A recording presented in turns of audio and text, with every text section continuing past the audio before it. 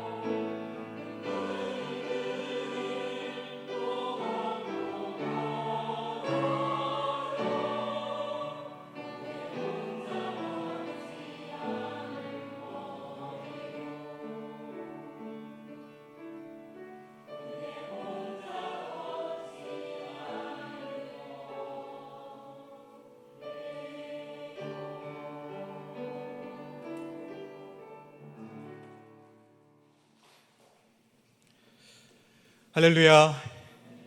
오늘 오후 찬양 예배에 나오신 여러분들을 주의 이름으로 환영하고 축복합니다. 우리 앞뒤 좌우분들 이렇게 축복했으면 좋겠습니다. 예수님 한 분이면 충분합니다. 방금 불렀던 찬양의 제목이 뭐죠? 다음 주에 봉헌송으로 불러주세요. 교육위원회. 진짜예요, 진짜. 다음 주에 봉헌송 할 때 나오셔서 불러주세요. 태신자들한테 좋은 메시지가 될 것 같네요. 자, 준비해 주세요. 네, 자, 우리는 하나님의 은혜를 어떻게 합니까? 사모해야 되죠. 그렇죠? 사모하고 또 구해야 합니다. 그렇다면 우리가 구하는 그 은혜는 무엇입니까? 은혜. 왜들 다 피하시죠? 제가 질문하고 있어서. 자, 죄를 어떻게 합니까? 회개함으로써 십자가 앞에 더 깊이 나아가는 것이 은혜예요. 어제 회개했다고 해서 오늘 회개하지 않는 것이 아니에요. 오늘도 십자가 앞에 더 가까이 나아가는 것이 은혜예요. 이 거룩을 우리가 산 가운데에서 놓치면 사실 아무런 의미가 없어요. 그런데 자칫하면 이런 경우도 있죠. 나의 열심으로 인해서 오히려 거룩을 놓칠 때도 있어요. 너무 안 해도 놓치고, 너무 내 열심이 앞서면 또 놓쳐버려요. 왜요? 내 자아가 가득해지니까. 무슨 말입니까? 거룩을 지키는 것이 쉽지 않다는 거예요. 예수님 공생의 시대에 바리새인들도 열심히 대단했습니다. 그 열심으로 따지면 당해낼 자가 없었어요. 그들은 거룩하게 살기 위해서 노력하는 것처럼 보였어요. 당시 바리새인이라고 하면 가장 모범적이고 흠잡을 데 없는 신자였지만, 그렇게 생각했지만 예수님이 보시기에 그들은 어땠습니까? 가장 추악했어요. 가장 추악한 사람이 바리새인들이었습니다. 그래서 예수님은 바리새인과 종교 지도자들을 향해 심판을 선포하셨어요. 그들은 가장 거룩한 것처럼 행세했지만 사실은 가장 악한 자였어요. 악취 나는 죄인이었습니다. 하나님을 잘 믿는 것처럼 행동했지만 사실은 종교적 열심으로 죄를 어떻게 합니까? 교묘하게 숨기고 있었어요. 예수님은 그러한 바리새인들을 향해서 이렇게 말씀하셨습니다. 마태복음 23장의 말씀을 읽어봅니다. 시작.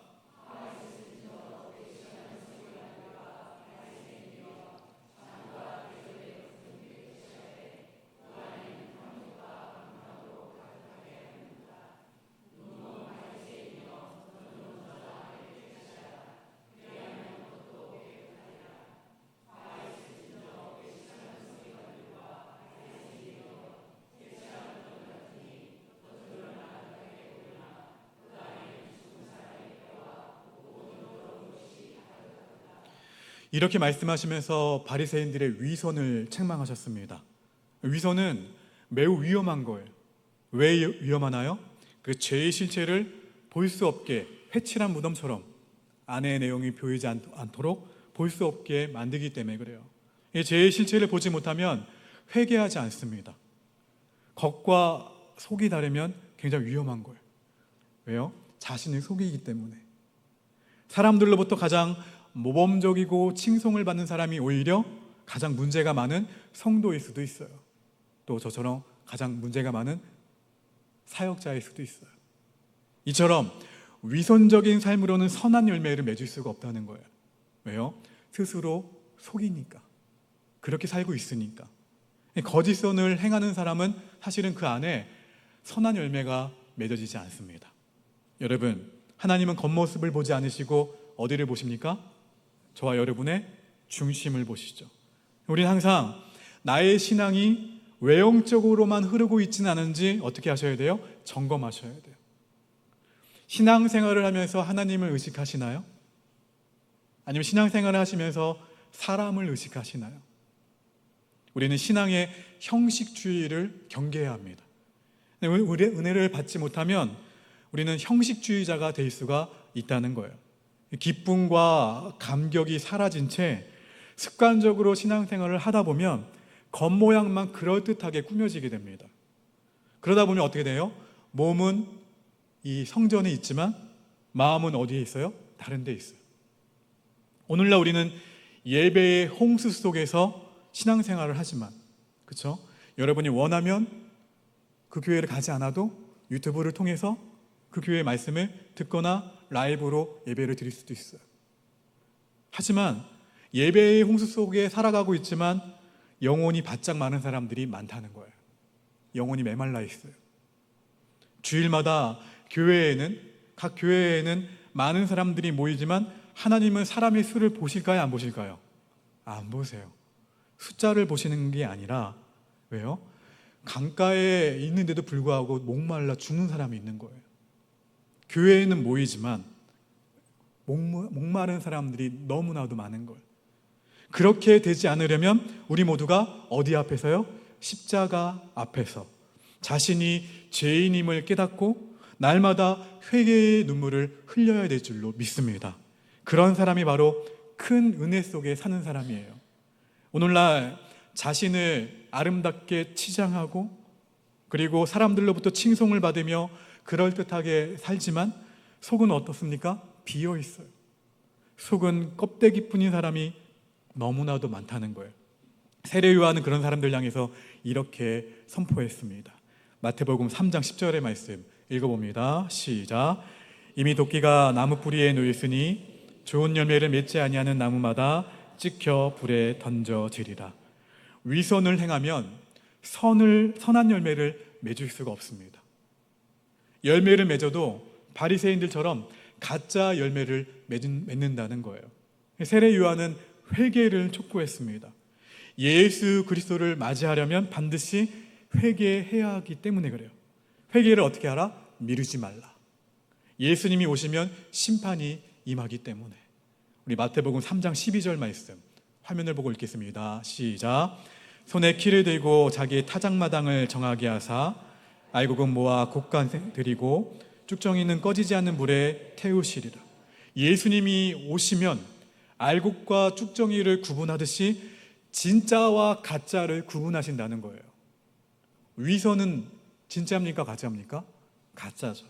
그러므로 예수님은 구원과 심판을 동시에 행하신다는 사실을 우리는 늘 기억해야 됩니다.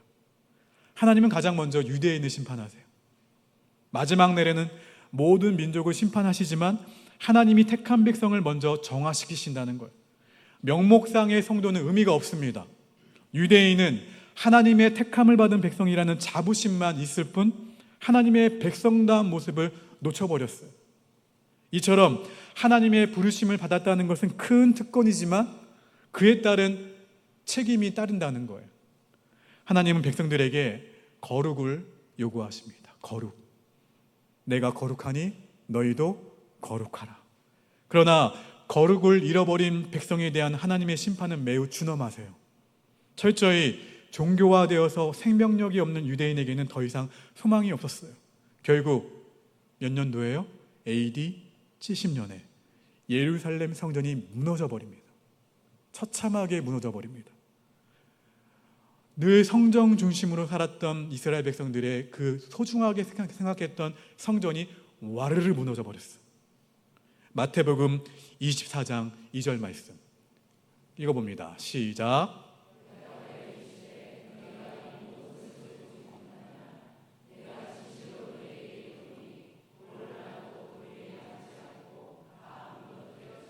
돌 하나도 돌 위에 남지 않고 다 무너뜨려지리라.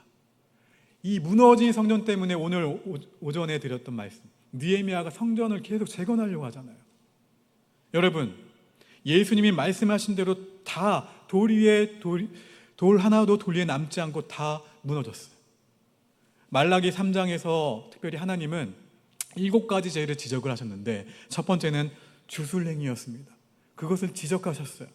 당시 점치는 사람이 많았는데 신명기로 가보시면 신명기 18장 10절 이하의 말씀을 보시게 되면 내용이 나옵니다. 같이 읽어보실까요? 시작.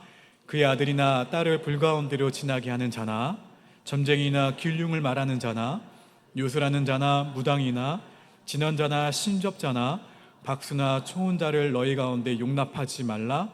이런 일을 행하는 모든 자를 여호와께서 가증히 여기시나니 이러한 가증한 일로 말미암아 내 하나님 여호와께서 그들을 내 앞에서 쫓아내시느니.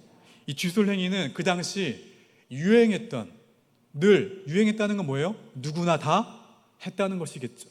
늘 쉽게 접할 수 있었고 내가 하더라도 굳이 누가 뭐라고 하지 않았던 행동이었어요. 주술행위, 당시 이방의 풍습이었어요. 늘 다 했어요. 그런데 누가요? 심지어 하나님의 백성들조차 점을 치고 우상을 숭배했다는 거예요. 이것은 하나님을 믿지 않는 불신앙의 모습이죠. 하나님을 믿기도 하지만 또 주술을 믿었어요. 그렇게 왔다 갔다 하는 거예요. 아니, 같이 믿는 거죠. 이런 모습은 하나님을 신뢰하지 못하기 때문에 생겼어요. 하나님은 우리의 미래를 알지 못하게 하셨습니다. 우리의 미래에는 누구의 손에 있나요? 하나님의 손에 있죠. 우리는 그저 그 미래를 하나님의 손에 맡기면 되는 거예요. 매일 하나님의 선하신 인도하심을 받으며 살아가면 되는 거예요. 두 번째는 뭡니까? 무엇을 지적하셨냐면 간음을 지적하셨어요. 간음은 부도덕의 상징입니다. 영적으로 타락해버리면 도덕적으로도 타락해버려요. 하나님과의 관계가 무너지면 도덕성을 지킬 힘이 없다는 거예요. 영적으로 타락하면 세상을 따라갈 수밖에 없어요. 우리는 신앙의 현주소를 알아야 합니다. 성도가 그리스도인이 나는 목사야, 나는 장로야, 나는 권사야, 나는 집사야, 나의 신앙의 연수가 이 정도 돼. 그렇다면 우리가 도덕적인 면에서 세상 사람들보다 우위에 있다고 말할 수 있나요? 세상이 타락해도 하나님은 심판하지 않으십니다.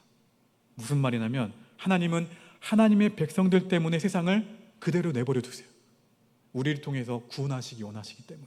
그런데 하나님의 백성들마저 이 거룩을 잃어버리게 되면 하나님은 심판하시지 않을 이유가 없다는 거예요. 한 영혼이라도 구원받기 위해서 그 심판의 때를 미루고 계시는 건데, 하나님이 우리에게 구원의 그 통로가 되라고 맡기셨는데 우리마저 거룩을 잃어버리게 되면 어떻게 돼요? 심판을 하실 수밖에 없다는 거죠. 우리는 누굽니까? 하나님이 택하신 족속이죠. 또 왕같은 제사장들이에요. 거룩한 나라요, 그의 소유가 된 아름다운 하나님의 백성들입니다. 근데 우리가 무너지면 이 세상이 하나님의 진노를 어떻게 피합니까? 그렇죠? 그러므로 세상을 압도하는 도덕성이 저와 여러분 모두에게 필요하다는 겁니다. 남들 다 하는데. 아니에요. 그들보다 앞서는 우월에 있는 도덕성이 요구되고 있어요. 세 번째, 무엇을 지적하셨냐면 말라기에서 불법을 지적을 하셨어요. 품꾼의 삭세에 대하여 억울하게 하는 것, 과부와 고아를 압제하는 것, 나그네를 억울하게 하는 것, 거짓 맹세하는 것, 부당한 이득을 취하는 것, 모두가 다 공의가 무너진 것이죠. 자신보다 약한 사람들과 거래할 때 그리스도인은 그 사람에게 자비를 베풀어야 돼요. 집주인이라면 여러분이 집주인의 권리만 주장해서는 안 된다는 거예요. 예수님을 믿는 주인은 뭔가 좀 달라야 되겠죠. 하나님은 연약한 자에게 사랑을 베풀지 않는 삶, 연약한 자에게 긍휼 없는 삶을 지적하셨다는 거예요. 성경을 보면 하나님은 자주 고아와 과부, 나그네를 대하는 법에 대해서 설명하셨어요. 우리는 연약한 자들을 무조건 도와야 됩니다.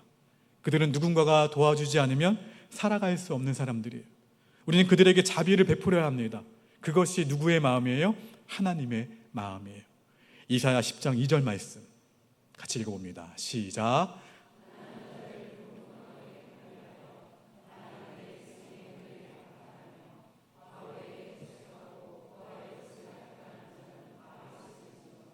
여러분, 하나님은 강력하게 말씀하고 계세요. 긍휼의 하나님이시기 때문에 우리 모두 약한 자를 바라볼 때 긍휼의 마음, 컴패션, 함께 아파하는 마음을 가지셔야 됩니다. 돌봐야 하는 약한 자를 오히려 압제하고 이용하는 것은 악 중의 악이에요. 이것을 통해 세상이 악하다는 것을 우리는 알 수가 있죠. 그렇죠? 세상이 타락하고 세상이 어두워지면 사람들 마음 가운데 무엇이 없어지냐면 자비가 없어집니다. 악하면 악할수록 자비가 없어져요. 또 악하면 악할수록 냉혹해집니다. 또 악하면 악할수록 잔인해져요. 이것은 굉장히 위험한 증세입니다.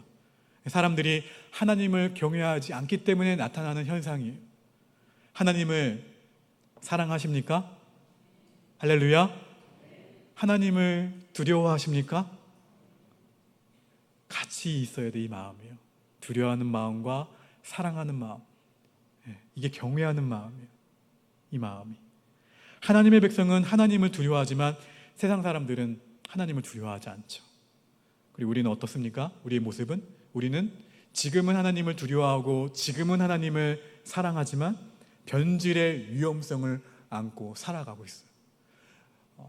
냉장고 문을 한번 열어보시면 아주 오랫동안 놓아두었던 음식 어떻게 됩니까? 부패되죠. 상해요. 냉장고에 넣었는데도 상해요. 왜요? 오래되어서, 오랜 기간 방치되어서 생기는 거예요. 마찬가지로 우리는 부패하지 않기 위해서, 거룩하게 살기 위해서 노력하셔야 돼요. 몸부림치셔야 돼요. 교회에 다니고 직분을 받고 나름 열심히 신앙생활을 한다고 하지만 나도 모르는 사이에 변질될 수 있다는 거예요. 나도 모르는 사이에 추악한 위선자가 될 수가 있다는 거예요. 나도 모르는 사이에 바리새인을 요구를 하지만 나도 바리새인이 될 수도 있다는 거예요. 그나마 변질된 것도 모른 채 살아가는 사람들도 있어요. 자신의 현주소를, 신앙의 현주소를 모르죠. 그게 또 문제예요. 그러므로 끊임없이 정화 작업이 필요합니다. 지금은 박해가 없는 시대죠. 노골적인 박해가 없는 시대예요. 그러나 그러다 보니까 편안하게 살 수 있죠. 그렇죠? 편안하게 살다 보면 신앙은 금방 해이해져요. 하나님과의 관계가 시큰둥해집니다. 형식적으로 예배를 드리게 돼요. 마음에도 없는 헌금 생활을 하고 마음에도 없는 봉사를 합니다. 그러다가 시들시들해지고 그곳에는 무엇만 커지게 되냐면 중심에 예수님이 계셔야 되는데 중심에 내 자아만 커져요. 하나님은 안중에도 없고 종교적인 습관만 자리 잡게 됩니다. 여러분, 우리의 신앙이 근본적으로 날마다 종교적인 생활과 신앙생활은 달라요. 무슨 말이냐면 영적으로 민감하셔야 돼요. 영적으로 민감하셔야 되면 어떻게 됩니까? 깨어 있으셔야 돼요. 영혼이 묻어져서 죄를 회개하지 않은 채 살아간다면 그냥 고난을 자초하는 거예요. 언젠가 하나님 앞에 우리 모두는 서게 될 날이 올 것입니다. 주님은 곧 오실 거예요. 주님이 오시면 새로운 시대가 열릴 것입니다. 마라나타, 주 예수여 어서 오시옵소서 고백하고 있지 않습니까? 여러분, 근데 위장된 신앙, 형식화된 신앙으로는 아무 일도 일어나지 않아요. 회개하고 세례를 받아야 돼요. 저와 같은 목회자들이 더 회개를 해야 돼요. 저도 마찬가지고요. 이 땅의 그리스도인들이 진정 주님의 말씀대로 살아가고 있다면 교회는 이처럼 욕을 먹지 않을 거예요. 그리고 이 땅의 많은 부분들이 더 회복이 되어서 하나님 나라로 풍성해졌을 거예요. 우리는 우리를 돌아봐야 돼. 나는 열심히 하고 있는데. 아니에요. 우리가 모든 죄를 끌어안고 기도하셔야 돼요. 나의 가정을 끌어안고 기도하셔야 되고, 나의 교회를 끌어안고 기도하셔야 되고, 나의 거제를 끌어안고 기도하셔야 돼요. 우리 민족과 열방을 끌어안고 기도하셔야 돼요. 여러분, 베드로는 오늘 본문에서 이렇게 선포했죠. 베드로가 이르되 너희가 회개하여 각각 예수 그리스도의 이름으로 세례를 받고 죄 사함을 받으라. 그리하면 성령의 선물을 받으리니. 사도행전에 보면 새로운 시대가 시작이 되었어요. 성령께서 임하시자 놀라운 일이 일어났습니다. 오순절에 성령께서 임하신 뒤에 모든 것이 달라졌어요. 그들 모두는 참된 회개를 했습니다. 하나님이 그분의 백성을 연단하시는 것은 더 큰 재앙을 막기 위함일 수도 있습니다. 연단을 통해서 우리를 하나님께로 온전히 돌이키게 하세요. 그러므로 우리는 연단을, 걸림돌을 두려워하지 않아야 됩니다. 지금 연단 가운데, 걸림돌 가운데 계신 분이 계십니까? 그러면 주님께로 돌이키시기를 바랍니다. 하나님을 오히려 깊이 만나시는 시간이 되기를 바랍니다. 하나님이 분명히 깊이 다루시려는 부분들이 있을 거예요. 그리고 우리는 더 나아가서 참으로 회개해야 돼요.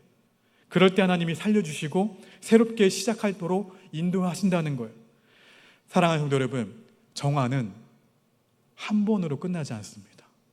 그러므로 끊임없이 우리를 어디에 비춰봐야 돼요? 십자가 복음 앞에 나를 비춰봐야 돼요. 나의 행동과 나의 말과 나의 모든 행위를 비추셔야 돼요. 우리 특별히 태신자를 놓고 기도할 때 태신자의 불신앙을 놓고 대신 회개하게 되기를 주의 이름으로 축원합니다. 그들의 죄를 놓고 기도하셔야 돼요. 그들의 불신앙을 놓고 여러분이 회개하셔야 돼요. 주님, 그냥 교회에 나오는 것으로만 초청으로 끝나지 마시고 그들의 죄를 대신해서 한번 고백해 보십시오. 그리고 그들이 진정 그 죄를 입술로 고백하면서 나와 같이 그 주님을 진정으로 받아들일 수 있도록, 그 가운데에서 우리가 태신자 초청주의를 다음 주에 준비하고 있고, 그 주중에 수요일날 가을 음악회를 준비하고 있는 거예요. 그 모든 일정들 가운데 우리 태신자들이 초청이 되어서 주의 복음을 들을 수 있는 기회가 생겨서 회개하고 결국에는 우리 교회 가운데에서 세례를 받고 성령을 받아들일 수 있는 우리 믿음의 성도들과 태신자들 모두가 되시기를 주의 이름으로 축원합니다. 우리 함께 그 마음 담아서 우리 간절하게 신실하게 진실하게 함께 찬양합니다. 전능하신 아버지 하나님, 사랑하는 우리 믿음의 교우들, 거룩에 거룩함에 은혜를 부어주신다고 말씀하셨사오니, 혹시 하나님을 아프게 하거나 하나님을 슬퍼하게 하는 마음과 행동들이 있었다면 오늘 이 시간 우리 모두가 회개합니다. 나 때문에 나의 가정이 구원을 받지 못하고, 나 때문에 나의 친척과 나의 직장 동료가 구원받지 못하고, 나 때문에 이 지역 사람들이 구원을 받지 못하고 있다면 그 죄를 회개합니다. 그리고 그들의 완악함과 그들의 죄된 모습을 대신 회개하오니, 주여, 이 땅의 황무함을 보시고 안타까워하시는 아버지의 마음이 우리의 마음이 되게 하시사 그들의 영혼을 위해서 기도하게 하시고 이 땅의 회복을 위해서 기도할 수 있는 우리 모두가 되도록 인도하여 주시옵소서. 이번 한 주간, 얼마 남지 않은 이 기간, 매일 매 순간 태신자를 위해서 기도합니다. 주님, 특별히 우리 영혼 가운데 거룩함에, 하나님이 거룩하시니 너희도 거룩하라고 하셨던 것처럼 주님, 그 거룩을 이뤄내기 위해 열심을 다하는 한 주가 되게 하시고, 아버지의 그 마음을 충만히 부어주셔서 그 한 영혼이라도 구원받기를 원하시는 아버지의 마음을 헤아리면서 우리 129주년, 창립 129주년 태신자 초청주일에, 그리고 가을 음악회에 우리 태신자들을 데리고 인도할 수 있도록 주님 인도하여 주시옵소서.